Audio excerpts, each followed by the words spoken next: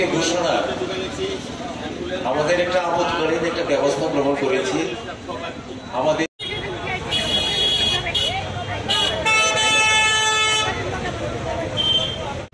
যারা 25 বছর চাকরি পূর্ণ করবেন তাদেরকে ফুল পেনশন বেনিফিট দেওয়ার কথা, কিন্তু দেখা গেছে যে 2006 সাল থেকে 2008 সালের মধ্যে যারা রিটায়ারমেন্ট গেছেন 25 বছর চাকরি করে তাদেরকে 25 বছর পূর্ণ পেনশন দেওয়া হচ্ছে না।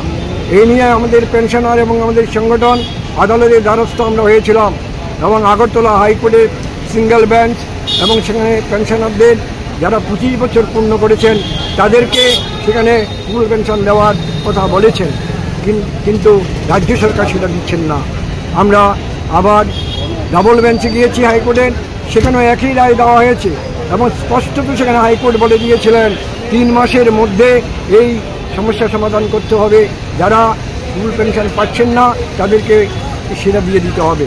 কিন্তু আমরা দুঃখের সঙ্গে লক্ষ্য করেছি আমাদের এই রাজ্য সরকারের পেনশনভোগী পেনশনার ও পারিবারিক পেনশনারদের সেখানে এই সুযোগ না দিয়ে ওনারা সুপ্রিম কোর্টে দিয়েছেন। আমরাও সমিতির পক্ষ থেকে এই পেনশনার ও পারিবারিক পেনশনারদের সেখানে রক্ষা করার জন্য, তার অধিকার রক্ষা করার জন্যে আমরা সেখানে কন্টেস্ট করেছি। সুপ্রিম কোর্টে কেস চলে গেছে, এখনও সেখানে কেস রয়েছে, কাজেই আমরা সেটার জন্য অপেক্ষা করছি। কাজে আপনারা এটা জানেন যে 2018 সালের পর এই পরিবর্তিত পরিস্থিতির মধ্যে দাঁড়িয়ে আমরা লক্ষ্য করেছি আমাদের পেনশন অ্যাসোসিয়েশন যেখানে কাজ করার ক্ষেত্রে বিরাট বাধা বিপত্তির মধ্যে কাজ করতে হচ্ছে। ধর্মনগরে আমাদের অফিসগুলি বেদখল করে নেওয়া হয়েছে, শান্তির বাজারের আমাদের সমিতির অফিস বেদখল করে নেওয়া হয়েছে, এরকম আরও অনেক জায়গায় রয়েছে, কথা বলার সুযোগ দেওয়া হচ্ছে না, বিভিন্ন জায়গায় বাধা বিপত্তি চলছে। আমরা তার প্রতিবাদ করেছি সরকারের কাছে আমাদের বেদখলকৃত অফিসগুলি ফেরত দেওয়ার জন্য আমরা বারবার সেখানে অনুনয় বিনয় করেছি।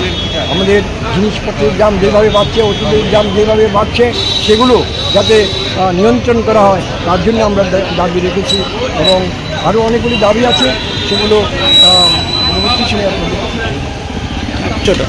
আমার নাম বাদল বৈদ্য, গভর্নমেন্ট পেনশনার্স অ্যাসোসিয়েশন ত্রিপুরা সাধারণ সম্পাদক। কোনো রকম অসুবিধা মনে করেন মেডিকেল টিমে আমরা সাহায্য নেব।